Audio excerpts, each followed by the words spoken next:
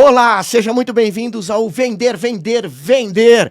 Mais um programa sobre vendas. E olha, hoje o nosso papo é com o Thiago Rebelo, meu amigo aqui, o CEO do grupo ReRap. Tudo bem, Thiago? Tudo bem, João. Um prazer estar aqui com você. Uma honra vir no seu programa. Imagina, honra te receber, cara. E o tema hoje, eu sou apaixonado por isso, e foi uma sugestão do Thiago, que é experiências que convertem, gerando fluxo real. Anota uma real aí, Exato. fluxo real no varejo. Exatamente. Por que você pediu para fluxo real? Tem experiência que não converte, é isso? Eu acredito que a experiência como um todo ela tem um papel importantíssimo na conversão. Tem a experiência da jornada de compra, que ela é muito importante, ser fluida e etc., sem fricção. E tem uma experiência que não necessariamente está relacionada à compra do produto, mas que ela pode ser adicionada antes ou depois, que traz fluxo. No nosso caso, por exemplo, a brincadeira é inerente ao próprio brinquedo. Então, você tem um evento de brincadeira, traz pessoas para as lojas e, naturalmente, traz conversão. Então, existem, sim, experiências que trazem fluxo e que geram conversão. A gente vai chegar nesse assunto, mas eu queria começar pelo começo. Bora. Porque a gente vai falar de experiência hoje, né? Certo. E eu vejo que, cara, o mundo tá punk lá fora, você tá sabendo, né? Você pode Tá um pouco, você pode estar na dizem. vida da brincadeira, que o brinquedo, mas tá punk. É. Pessoal trabalhando, home office, se matando, não sei o quê. Quando eles chegam na loja, eles ainda querem a experiência, ou eles estão naquela do, pô, sai pra lá, deixa só pegar o brinquedo aqui, pagar e levar embora. Como é que tá o pai nisso? Eu particularmente acredito que existem dois tipos de jornadas principais, tá? Essa combinação do mundo online e toda a conveniência que ele trouxe com a experiência física, que no passado trazia essa conveniência que agora foi transferida para o online, ela meio que dividiu um pouco as jornadas. Então existem jornadas onde é muito mais conveniente comprar no online.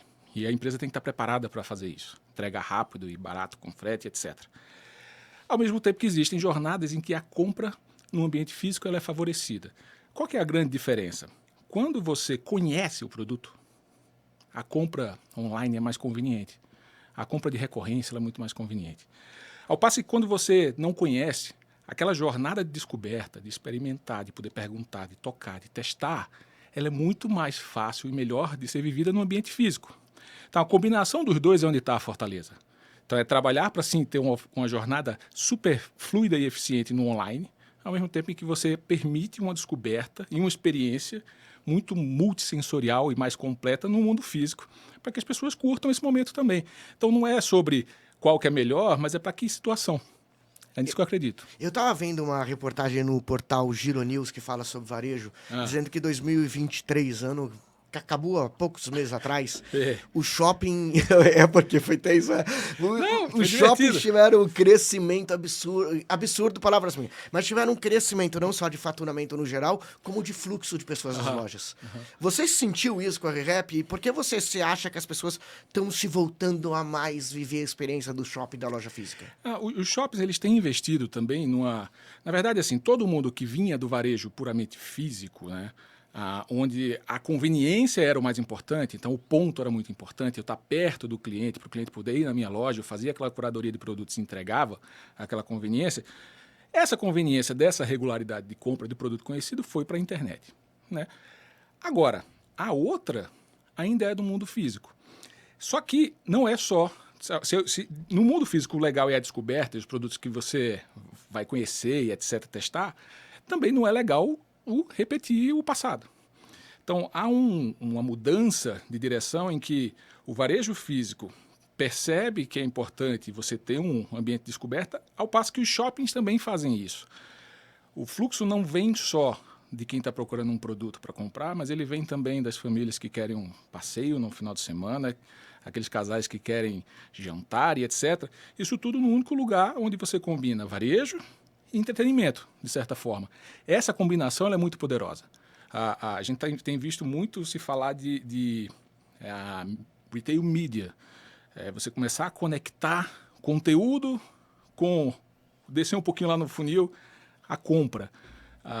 E isso tem tudo a ver com esse movimento. Acho que a gente está numa fase de acomodação pós-pandemia, uma fase de acomodação pós esse boom do digital, em que os papéis estão ficando mais claros. Os shoppings estão aumentando a quantidade de serviços e outras experiências que ele pode agregar ao varejo, entretenimento, por exemplo.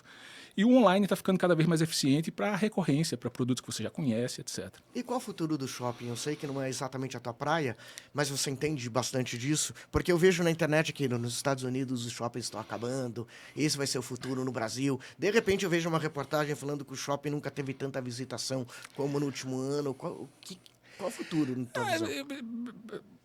Olhando o dado pragmático, nos Estados Unidos existem muito mais shoppings proporcionalmente à população do que no Brasil. Tá? Então, está longe de chegar naquela saturação que lá existe. Essa é a primeira coisa. A segunda é que no Brasil o shopping tem um papel diferente, na minha opinião. Quer dizer, o shopping não é um lugar só de se fazer compra. Ele é, sim, um lugar de entretenimento, ele é um lugar que oferece segurança, oferece estacionamento, etc, etc, etc. Então, eu continuo vendo o shopping como sendo um epicentro da comunidade local, que consegue atender aquele público nas suas demandas de entretenimento e varejo, de modo que shopping center, na minha opinião, vai existir ainda por muito, muito tempo. E loja de rua? Loja de rua ou shopping center? Qual é a vantagem de cada uma delas, no teu ponto de vista, para quem empreende, para quem está montando loja? A vantagem do shopping center, para quem está empreendendo no varejo, é porque o shopping ele tem um poder gravitacional naquele entorno. Então você vai para lá e você, de certa forma, está comprando um pedacinho daquele público que passa na frente da sua loja. É isso que você está fazendo. Às vezes você tem um negócio que não tem essa capacidade de gerar fluxo organicamente, você não é destino, como é um supermercado, uma loja de bricolagem, etc. Então é bom você estar dentro de um shopping. Isso acontece em algumas ruas de comércio. Então, tem ruas de centro, e muitas ainda no Brasil, em que existe uma concentração de pessoas circulando ali. Então, é o mesmo efeito do shopping.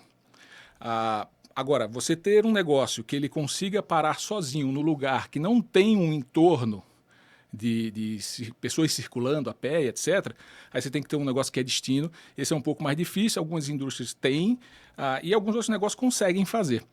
Então, o shopping ele é muito bom para quem precisa de fluxo, para quem precisa aparecer para aquela comunidade local ali que circula naquele lugar naturalmente. Diz uma coisa, cara. A gente está falando de... O tema hoje é falar de experiência Certo. que converge. Que se converte em venda. Uhum. Defina o que é experiência. Experiência é para estar na minha cabeça de quem está assistindo ou nos ouvindo. É um show, é quase um evento, é uma atividade, ou um vendedor tirando dúvida já faz parte de experiência. Claro. Existem níveis de experiência? E que nível de experiência você busca na ReHap? Eu vou dizer que, da perspectiva do varejista, quais são as experiências, né? Pelo menos da nossa. Né? A gente enxerga 3 camadas. A primeira camada é aquela experiência inerente à jornada de compra. Pode não parecer, mas existe um caminho que as pessoas percorrem para chegar lá no final e comprar. Né? Antes disso, elas precisam encontrar o que elas foram procurar, depois elas precisam conseguir escolher entre as opções, conseguir ponderar benefícios, etc. Eventualmente, elas precisam testar aquele negócio, daí precisa conseguir pagar, o cartão precisa passar, daí ela precisa receber o produto. E isso vale para o ambiente físico e para o ambiente online também. Então, tem todo um processo, desde a descoberta até a finalização da venda. Essa experiência ela precisa ser fluida. A gente tem que primeiro tirar as fricções, para deixar que mais clientes passem em cada uma das etapas, e ele vai converter mais no final. E a segunda parte é, se você puder adicionar encantamento em algumas partes dela, faça, porque isso é legal. Né? Então, essa é a primeira camada que eu acho que tudo a gente tem que trabalhar, e é um trabalho contínuo E vocês mapeiam cada um desses passos? Cada um dessas etapas a gente mapeia, mede, etc. A segunda camada de experiência é aquela experiência que eu falei para vocês que não está relacionada diretamente ao produto. Por exemplo, um evento de brincadeira numa loja.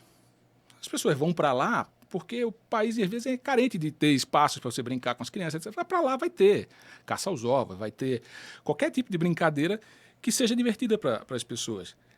Essa experiência, ela traz fluxo e esse fluxo converte de alguma maneira. Né? Essa é a segunda camada, é ser capaz de criar motivo para as pessoas te visitarem sem ser necessariamente pelo produto. Parece simples, mas não é tanto. Né? Nem todo o setor consegue fazer isso com naturalidade. A gente, por sorte, está em um que é muito lúdico e que a brincadeira é inerente ao negócio. E inerente à idade, né? Total. Acho que todas as idades gostam desse tipo de experiência.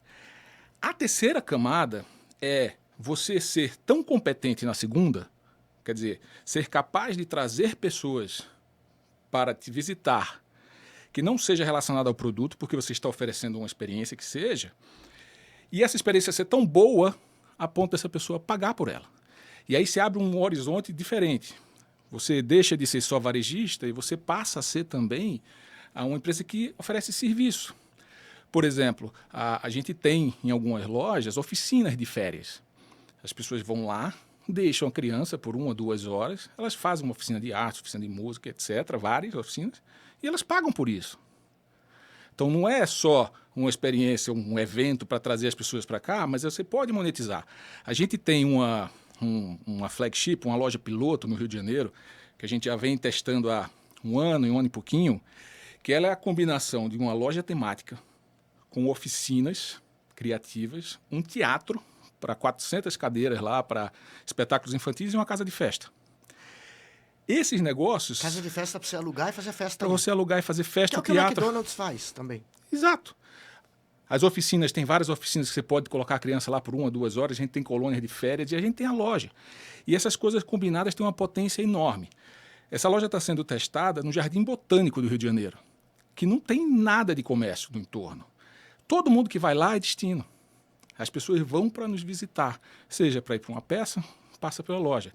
Seja para ir para uma colônia de férias ou para uma oficina, passa pela loja. Seja para fazer uma festinha. E o legal é que tudo é monetizado. Quer dizer, as pessoas veem tanto valor que pagam também por isso. Então, essa combinação de varejo e entretenimento tem muita potência, na minha opinião. Acho que é um caminho que a gente vai acabar vendo acontecer cada vez mais em outros varejistas. Mas a gente vai acabar vendo isso acontecer cada vez mais nos outros varejistas do tamanho e do porte de uma ReHap? Ou você acha que isso vai ser geral?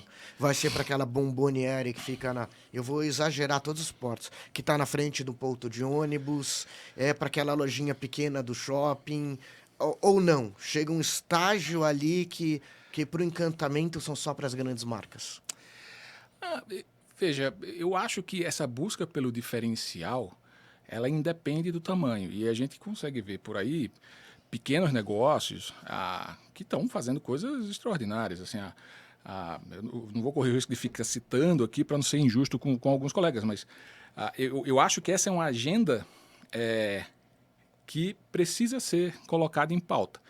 Se você continuar só colocando o produto na prateleira e esse produto é igual ao que existe na internet, esperando que o cliente saia de casa do seu sofá confortável para vir comprar com você, sabendo que existe na internet, num lugar onde ele pode comprar, de confiança, que vai entregar rápido e que o preço é justo, você está ferrado.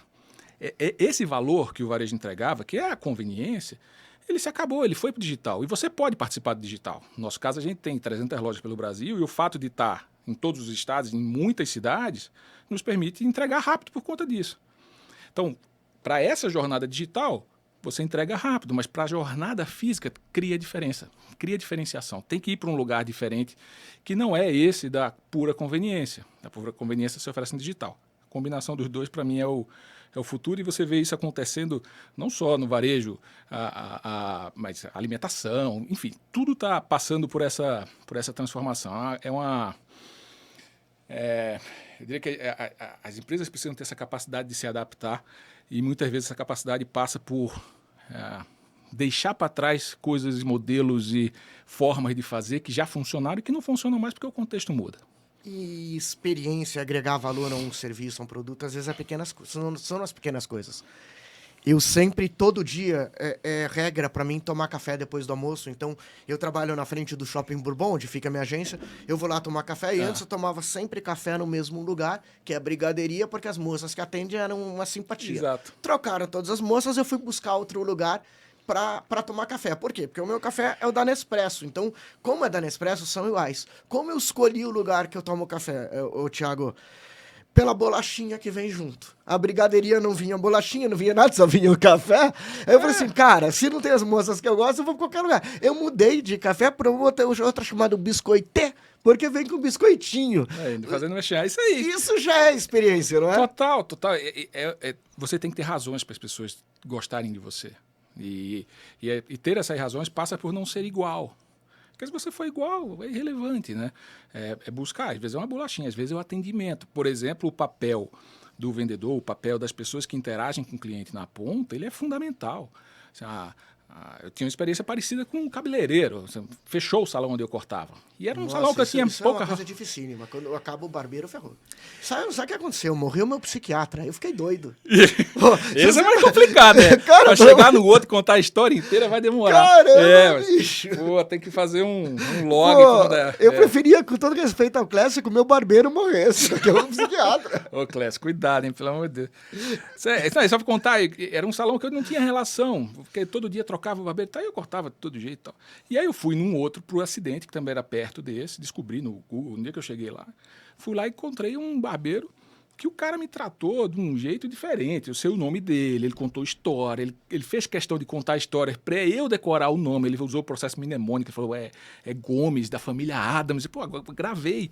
O cara olhou meu cabelo e disse, isso aqui estava errado por causa disso. Você vai precisar voltar aqui mais umas 3 vezes para a gente ir acertando. Apesar de eu achar que nem tá muito ruim. Mas o cara conseguiu me conquistar. Então, a chance de eu voltar lá é enorme por conta do Gomes, né? Então, o papel humano ainda é muito importante. E vem cá, quando a gente fala do papel humano e do Gomes e do vendedor, você é CEO da ReHap. ReHap é loja de criança. Sim. Para quem que vocês vendem no final? É para criança ou é para os pais? E me tira uma dúvida que eu não sei responder ainda. É inteligente para um pai, que nem eu, de uma criança de 3 anos, comprar brinquedo para ela, levando ela junto na ReHap, ou é melhor deixá-la em casa para ir comprar? O que sai mais barato para mim? Olha, eu acho que não é sobre dinheiro,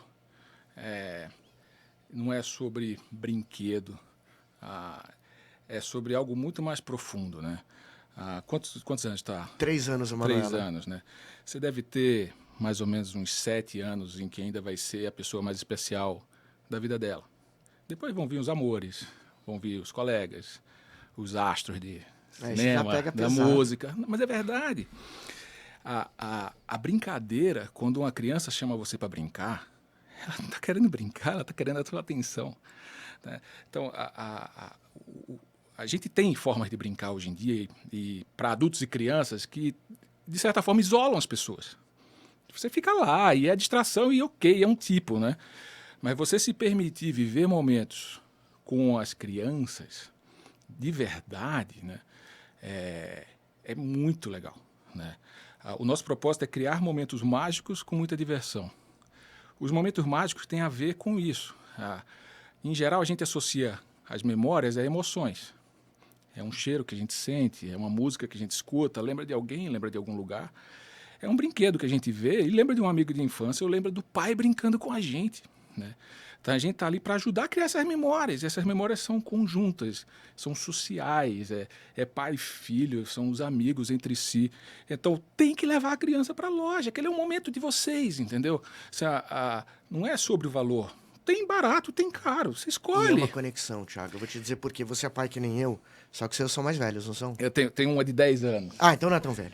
Não. Eu vejo que os brinquedos que a Manu brinca, eu brincava há 35 anos atrás. É o da pescaria, do peixinho que abre a boca. Eu não sei o que está acontecendo, mas eu não sei se é retrô, se está voltando, mas eu brinco com ela com coisa que eu brincava há 30 anos atrás, eu acho um barato. E a brincadeira... E, de novo, assim, eu não estou defendendo só o brinquedo físico, não é sobre isso, assim, é sobre a brincadeira.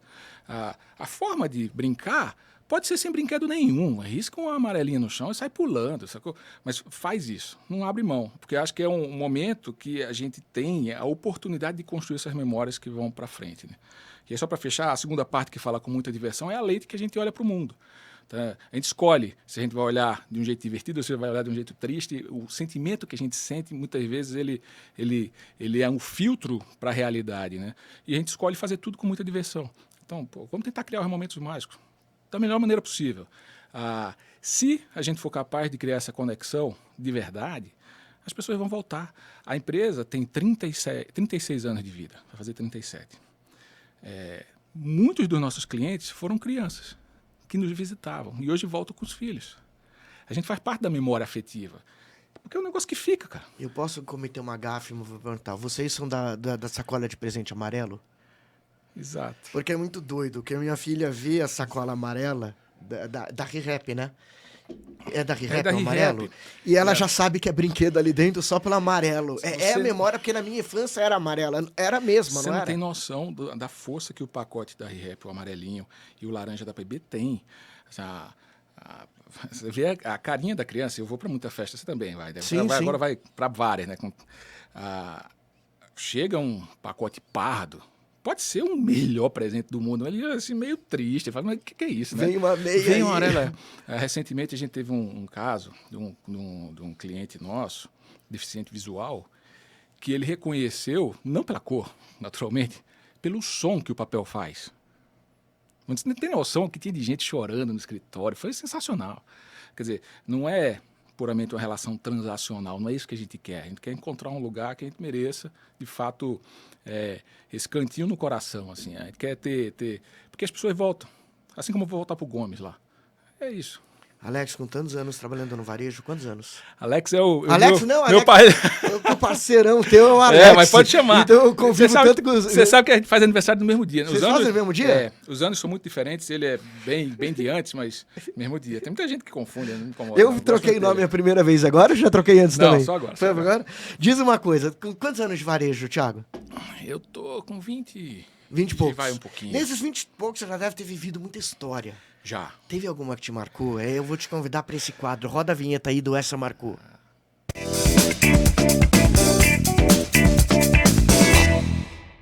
E aí, que história te marcou? Cara, o nome do programa é Vender, Vender, Vender. Eu tô no varejo há 23 anos, vai. E eu comecei como vendedor. A maior parte do meu time sabe que eu gosto de contar essa história. Eu comecei e continuo vendedor. Acho que vendedor, saber vender, saber se comunicar, saber contar uma história, vender uma ideia que seja, deveria ser uma disciplina básica da escola. Se você é advogado, médico, pouco importa. As pessoas vão precisar te conhecer, né? E eu comecei como vendedor de carro e foi muito divertido, porque eu vendia carro seminovo, um carro usado, já posso falar, né? Uns carrinhos mais velhos e tal. E o meu sonho era ter carro. Não tinha carro, não tinha dinheiro para comprar um carro. E eu comecei meio de maneira intuitiva, não tinha muita técnica, né? Mas eu, por acidente, me tornei um excelente vendedor, um dos melhores vendedores da loja. Cansa bastante, fiquei em pé, era no sol, um negócio meio pesado. Mas eu adorava a dinâmica e uma coisa que eu mais curtia é que eu estava sonhando em ter um carro. E aqueles carrinhos usados eram os que tinham a minha cara de preço. Então, para cada... Depois essa foi minha abstração de por que eu era um bom vendedor. Porque eu estava tão conectado com a vontade de ter um carro que era muito parecido com quem chegava também para olhar aquele carro. Então a empatia era imediata. E eu falava de cada carrinho daquele como sendo uma Ferrari, entendeu? Você ainda sei explicar os pontos de deformação programáveis da carroceria do Uno Mille para absorver o impacto e se proteger, cara. Do Uno Mille. Eu era apaixonado, louco para ter um carro desse. E aí, pô, carro usado, né? E a minha história é engraçada porque ela começa meio tensa, mas depois ela fica boa. Carro, quando a gente vende o carro usado lá, às vezes dá problema. Carro usado dá problema. Aliás, a vida dá problema, então a gente lida com os problemas. Ele voltava, a gente conserta, às vezes o cliente troca o carro. E tinha os carros que sempre voltavam, né? Tinha um carro lá, que eu não vou falar a marca, que ele voltou 3 vezes, né? E estava lá, coloca na frente do showroom, né? Falei, pô, não quero vender esse carro, porque primeiro eu não quero que fique voltando, que toda vez que volta eu tenho que atender, eu perco tempo, não consigo atender outros clientes e tal. Mas estava lá. Um belo dia chegou um casal, jovem, um pouco mais velho do que eu na época, tinham recém-casados, tinham juntado uma graninha e estavam sonhando em comprar o primeiro carro. Falei, pô, sou eu também, né? Mas gente fina, os caras me trataram com muito respeito e tal. E aí eles entraram, eu era o cara da vez, fui atender. Saquei que deram uma olhada especial para esse carro, porque ele chamava atenção, tinha uma cor diferente e tal, era bonitão. Aí me apresentei e tal, o que é que vocês estão procurando? Aí comecei a dar a volta por trás do showroom, tinha muito carro. Tentando ver se convencia eles a ir num outro, né? E aí foi, 3 horas de conversa, mostrei quase todos os carros, mas aquele lá, eu falei, não, vamos olhar, não ia dizer nada do carro, né? Não posso. Resumo da ópera. Eles firmaram com o carro. Na verdade, a gente acaba não vendendo, as pessoas que compram, né? Quero comprar esse. Eu falei, não, tudo bem, então vamos lá tentar fazer. Consegui fazer um bom negócio, ter um desconto e tal. E vendi o carro, né? Mas eu vendi um pouquinho, eu confesso que eu fiquei com aquela dorzinha no coração. Pô, o carro não é tão legal, os carros são tão legais, o carro não é, mas beleza, eles gostaram do carro. Aí não deu outra. Uma semana depois, volta o casal com carrinhos. deu um problema. Aí eu prontamente fui lá, atendi, levei os caras, estava me sentindo culpado, essa era a verdade, eu estava me sentindo mal. Aí levou para a oficina, um dia parado lá, depois entrega, vai embora. Poucos dias depois volta com outro problema. Enfim, eles voltaram lá algumas vezes, não foi uma, nem duas, nem três, não, algumas. Até que um belo dia, deve ter trocado tudo no carro, o carro ficou bom. E eles seguiram a vida dele, eu continuei lá. E não lembrei muito mais desse caso. Aí eu saí dessa loja, fui trabalhar no Bom Preço, com a rede de supermercado, já estava em outra fase da vida, uns 5 anos depois. Eu estou num restaurante à noite e encosta um cara, um casal, do meu lado e fala, você lembra de mim? E sabe aquela pessoa que você lembra da fisionomia, mas você não está conseguindo associar o nome? E vendedor, então, que fala com milhares de pessoas. Eu lembro, mas eu estava tentando... Então, ele comprou um carro de você. Na hora que ele falou comprou um carro de você, eu lembrei do casal, né? Aí eu já me preparei, eu disse, ele vai vir uma pedrada, assim, né? Aí ele falou, olha, nunca mais a gente se viu. Não tinha rede social, né?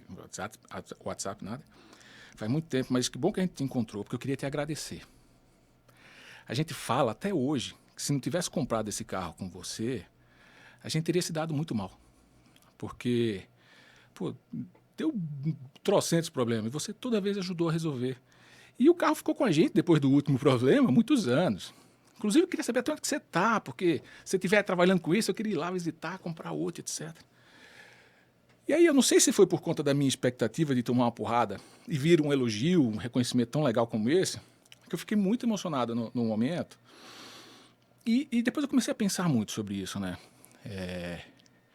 Não é sobre uma experiência ruim, ou boa, ou ter um problema, porque produto dá defeito, a entrega atrasa, tem tudo que pode acontecer, né? Mas a experiência, o que fica, é como você reage àquele problema. Não tem problema ter problema, desde que você apoie, né? E depois de um tempo, agora então, meio que comprovei isso matematicamente, o NPS, a métrica para a satisfação do cliente. Você olha por dentro, você vê que toda vez que você é muito elogiado, estão falando do atendimento. Toda vez que você não é elogiado, estão falando do atendimento também, né? Então, o papel do vendedor, para mim, dessa pessoa que interage com o cliente, é um papel super importante e eu falo para o time, né? Imagina um cliente que entrou na loja que está com problema, pensa como se ele fosse alguém da família, alguém muito querido seu. Qual era a atenção que você daria se fosse a sua mãe? Você ia ligar para todo mundo, você ia se colocar na frente dele, ia entrar no escritório, você ia lutar por ele. Faz isso, porque não é sobre o problema, é como ele se sente.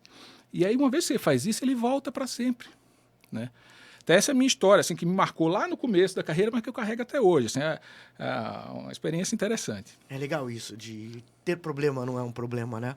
Porque, na verdade, quando a gente trabalha com venda ou com serviço, você está em produto, os erros vão acontecer. E eu acho que o que vai marcar para o cliente é como você corrigiu isso, né?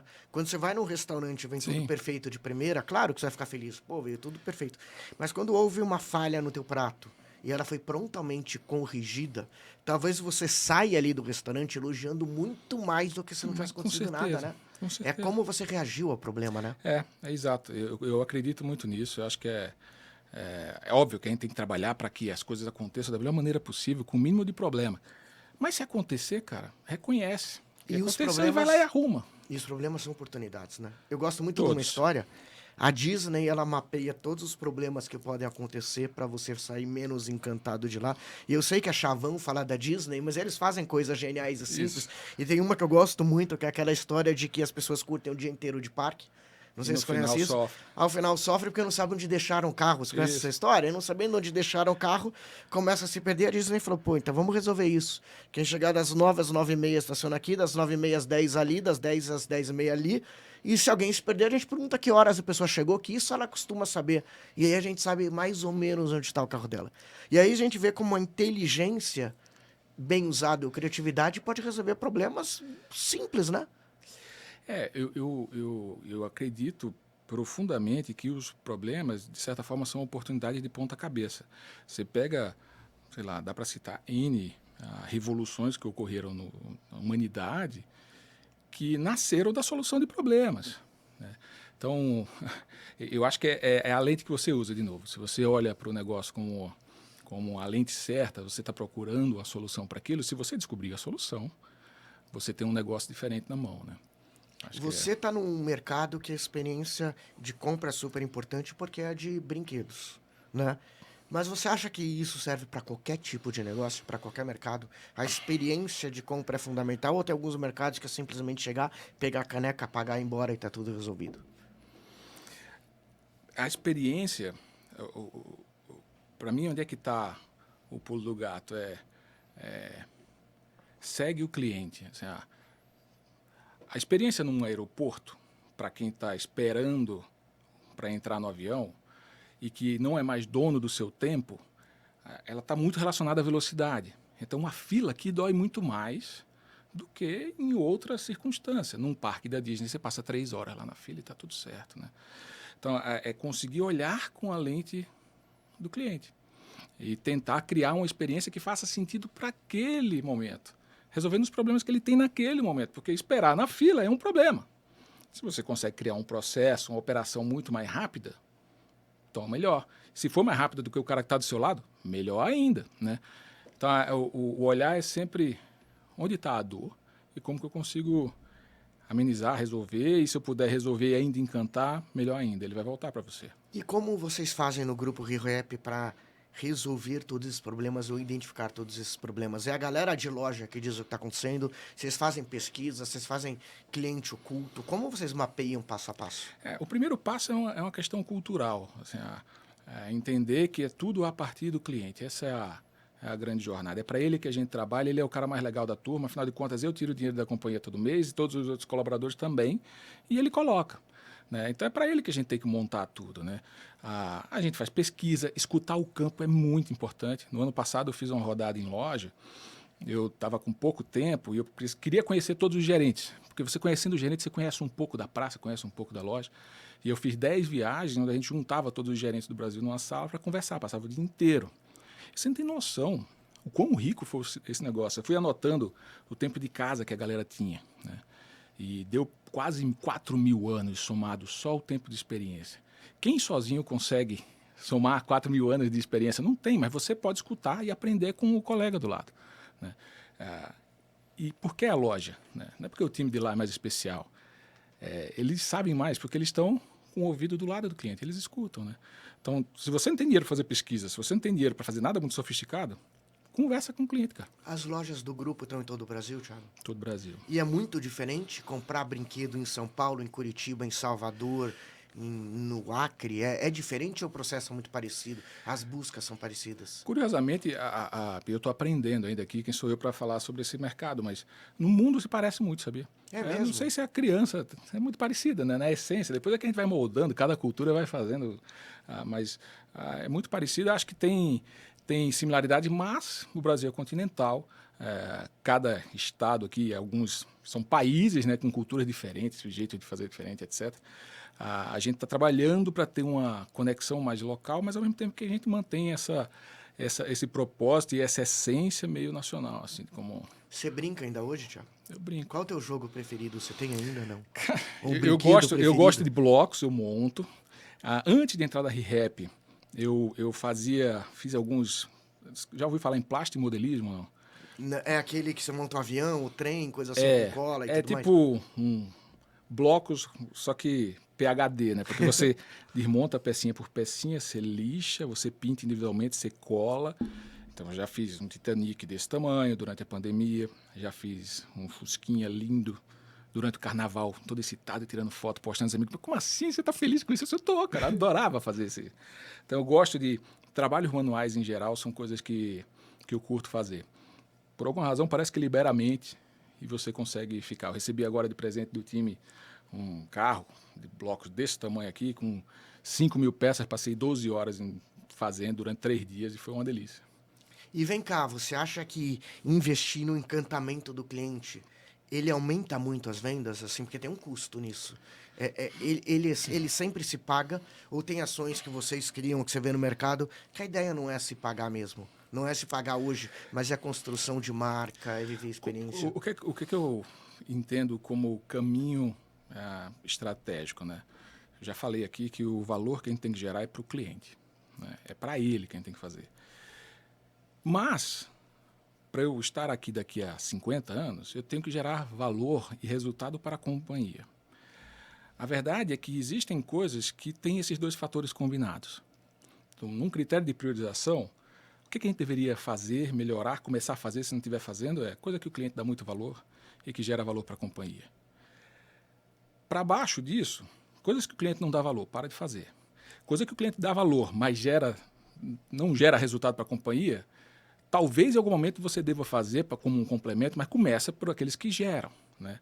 Vou dar um exemplo super simples. Quando você olha para a modalidade de omnichannel, né, que você pode comprar em casa, a modalidade mais rentável, em geral, para varejo, é aquela onde você está em casa, compra na internet e retira na loja. Muitas vezes o produto já está lá, já veio num caminhão, é muito mais barato esse frete do que o outro.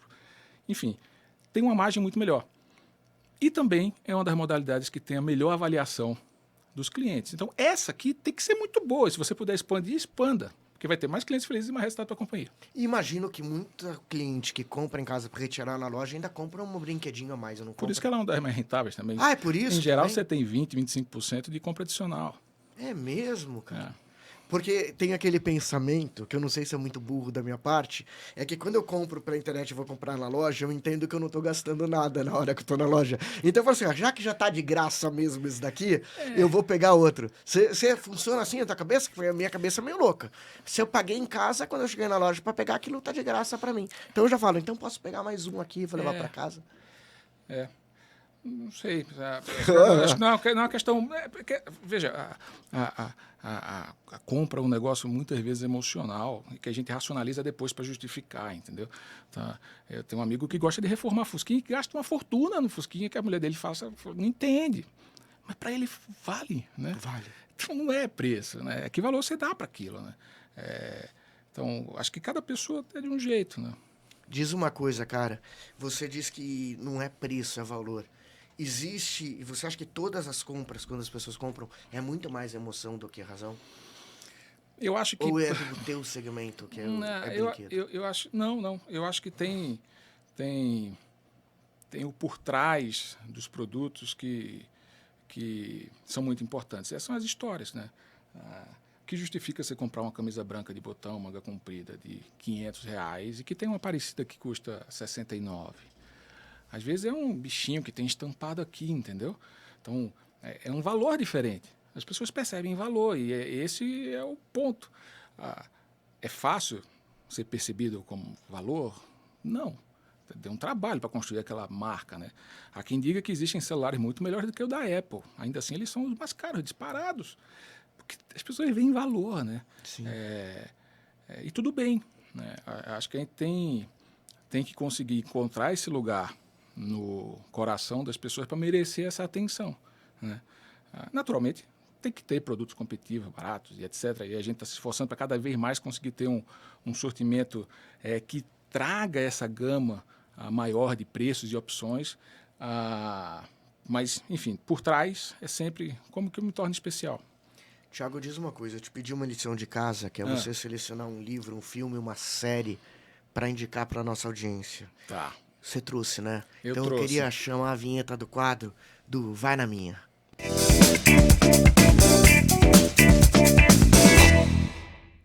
Conta aí, meu, o que você trouxe e por quê? Tem tempo. Eu queria aproveitar aqui e fazer um jabá para um cara que eu acho que merece. Assim, eu gosto muito de história, né? Eu trouxe um livro, eu vou falar daqui a pouco, não ponho ainda. Eu gosto muito de história em geral, para ler muito mais história real do que romances e etc. Essas coisas eu deixo mais para série, filme, mas eu gosto de ler. E história da humanidade, história das guerras, tem vários livros legais, história do Brasil, Laurentino fez vários bons aí também. Mas tem um capítulo que é histórias de pessoas que, no mundo empresarial, construíram coisas especiais, né? Esse eu gosto particularmente, porque você aprende olhando para o passado, né? E vendo esses exemplos. E tem uma parte da história que aconteceu ali por volta de 1860, logo pós-65, pós-guerra civil americana.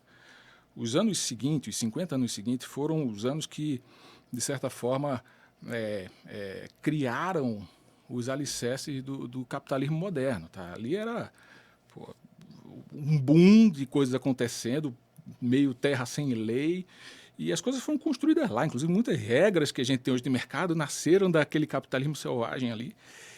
E tem uns caras que naquela época são muito fora da caixa, né? Eu gosto muito um cara chama Cornelius Vanderbilt. Esse cara já era um pouco mais velho, antes da guerra ele já tinha maior frota, começou do nada, todos eles começaram do nada. Ele já tinha a maior frota de barcos a vapor, era um dos caras que dominava o transporte de cargas e pessoas nos Estados Unidos. E ali no pós-guerra, ele começou a sacar que as ferrovias iam dominar aquele negócio de alguma maneira, estavam surgindo as primeiras ferrovias transcontinentais, etc.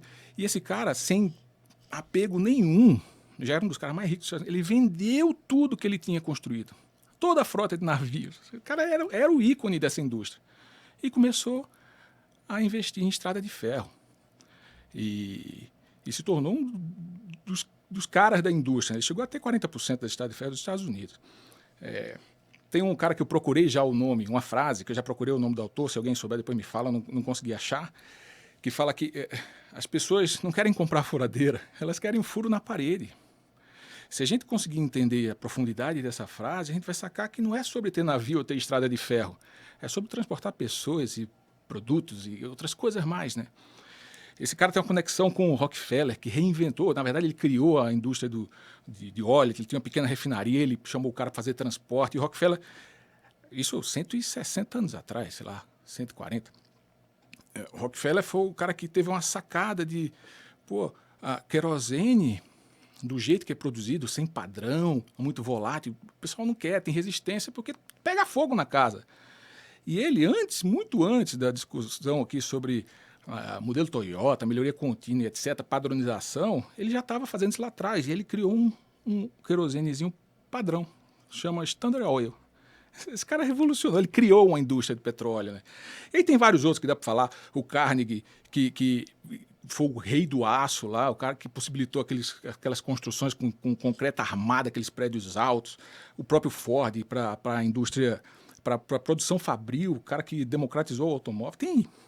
Tem um monte. Isso aconteceu de 1860, 50 anos para frente. Ele foi um boom gigantesco. Eu poderia recomendar a biografia de qualquer um desses caras, e tem mais um monte aqui que eu não citei. Mas eu queria recomendar um livro que fala de um cara que é muito mais fera do que esses aí, na minha opinião. É um cara que foi um dos pioneiros das ferrovias, construiu as primeiras ferrovias lá no passado, assim como o Vanderbilt. Foi um cara que, eu não falei do JP Morgan, que eletrificou Nova York, investiu em vários segmentos. Esse cara fundou banco, esse cara que eu vou falar. Esse cara tinha um estaleiro, construía navios a vapor. Esse cara teve uma companhia, assim como o Vanderbilt também. Ele chegou a ter uma das maiores companhias de navegação existentes. Esse cara foi um gênio das telecomunicações. Esse cara foi um dos primeiros a criar os cabos subterrâneos para telégrafo e tal. E esse cara, quando essa turma estava começando ali no pós-guerra, em 1860, ele estava no auge. Esse cara, em 1860, sem telégrafo massificado, ele gerenciava por carta 17 empresas, entre vários setores que eu falei. Então, ele estava em todos esses setores que esses caras fera dos Estados Unidos estavam, ele estava também. Esse cara tinha empresas em 6 países. Ele tinha empresas nos Estados Unidos, na Inglaterra, na França, no Uruguai e no Brasil também. Esse cara, em 1867, teve a fortuna avaliada em 20% maior do que o orçamento do país naquele ano. Esse cara é um brasileiro, chama Irineu Evangelista de Souza. Eu acho uma injustiça a gente não chamar ele pelo nome, a gente chama de Barão de Mauá. Nada contra Mauá, não é sobre isso, mas ele tem um nome. Né? Você vai nos Estados Unidos, todo mundo sabe quem é o Rockefeller, todo mundo sabe quem é o Carnegie, está lá o Carnegie Hall, o Rockefeller Center, o escambau. Aqui não tem Irineu Center, sacou? E esse cara foi o maior empreendedor que esse país já viu. Né? Só para ordem de grandeza, a fortuna ser 20% maior do que o orçamento, O Brasil gastou no ano passado, se esse cara vivesse hoje, a gente pudesse fazer essa comparação, né? Mais ou menos 2 trilhões de reais. Se ele tinha 20% a mais, ele tinha 2 trilhões e 400 bilhões de reais. Eu não sei, não estou atualizado com as listas da Forbes, mas imagino que os caras mais ricos do mundo devem ter por volta de 200 bilhões de dólares, que dá 1 trilhão de reais, por aí. Ou seja, esse cara seria não só o mais rico do mundo, mas esse cara seria, possivelmente, teria mais do que o dobro do segundo colocado, né? Esse cara nasceu no Brasil, se criou aqui, saiu do nada, construiu tudo isso. Estados Unidos estava num boom democrático, liberal, aqui era império. Era império. Esse cara construiu o primeiro cabo submarino conectando a América do Sul à Europa. Imagina isso. Em 1873. Ele nem se beneficiou tanto desse negócio, porque em 1960 ele dominava, gerenciava 17 negócios espalhados pelo mundo por carta. Então, esse cara já pode colocar, as pessoas conhecem por Barão de Mauá. Esse livro é muito bom, do Jorge Caldeira, chama O Empresário do Império. E eu costumo falar que eu acho que ele é um injustiçado, porque a gente fala muito pouco dele. Se esse cara tivesse nascido 20 anos depois e nos Estados Unidos, ele seria hoje possivelmente um dos maiores ícones do empreendedorismo global, não tem a menor dúvida do mundo, e é um brasileiro. É nosso, está aqui, para a gente se orgulhar, né? Então, recomendo para quem não conhece, leia, para quem conhece, leia também, procure se informar, porque a gente tem muito do que se orgulhar aqui da nossa terrinha, cara. Tem muita coisa boa. Thiago, ótima dica. E uma delícia falar contigo. Eu acho que você sabe, você não deve ouvir isso pela primeira vez. Você fala com um brilho no olho, uma paixão de tudo que você falou aqui, que é empolgante, é gostoso te ouvir. Porque obrigado. A gente vê que tem verdade, tem um tesão na fala, cara.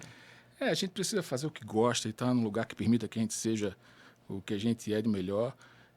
Eu me sinto assim com você, eu me sinto assim no lugar onde eu estou trabalhando hoje, me sinto assim no Brasil. Eu acho que a gente tem que procurar sempre estar nesse lugar que empolga, né? A vida, dizem que podem ter várias, né? Até a gente ter certeza, curte essa. Faz dessa aqui valer a pena, né? Então eu tenho isso como filosofia, eu acho. Thiago, obrigado demais por ter vindo. Eu que agradeço, estou à disposição, precisando, só chamar. Obrigado, meu irmão, valeu mesmo. E a você, muito obrigado e até a próxima edição do Vender, Vender, Vender.